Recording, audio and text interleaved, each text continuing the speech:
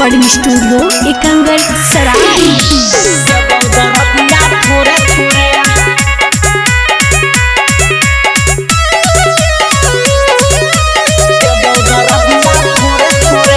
DJ Kundan Raj presented by जिसका फिल्म। सुने रे साथी हमारा बाती राती न कटवाऊ तोरे जोरे। सुने रे साथी हमारा बाती राती न कटवाऊ तोरे जोरे। हिया मगहिया पोरे पोरे छोड़ी देबो दरदिया थोड़े थोड़े। हिया मगहिया पोरे पोरे छोड़ी देबो दरदिया थोड़े थोड़े। पिछला दिन दे देला चिन्हा काटी के गलिया गोरे गोरे। पिछला दिन दे देला चिन्हा काटी के गलिया गोरे गोरे।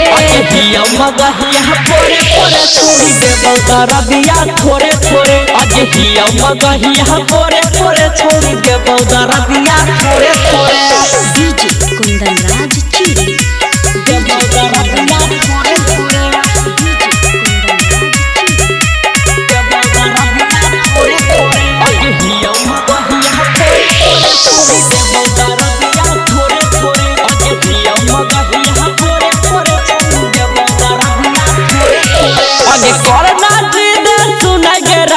चलना खरियानी आगे भूल गेलू अपन मछिया तू बिछा दी है ओढ़नी आगे।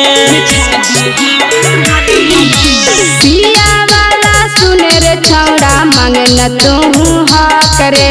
नेट जैतै ओढ़निया मैया करे लगतै साकरे। करे न कल्हा जागल हम हाला हो जितौ हाला भोरे भोरे। करे न कल्हा जागल हम हाला हो जितौ हाला भोरे भोरे। हिया मगहिया पोरे पोरे छोड़ी देबो दरदिया थोड़े थोड़े। हिया मगहिया पोरे पोरे छोड़ी देबो दरदिया थोड़े थोड़े। डीजे कुंदन राज चिड़ी देबो दरदिया थोड़े थोड़े। जिसका रिकॉर्डिंग स्टूडियो एकंगर सराय।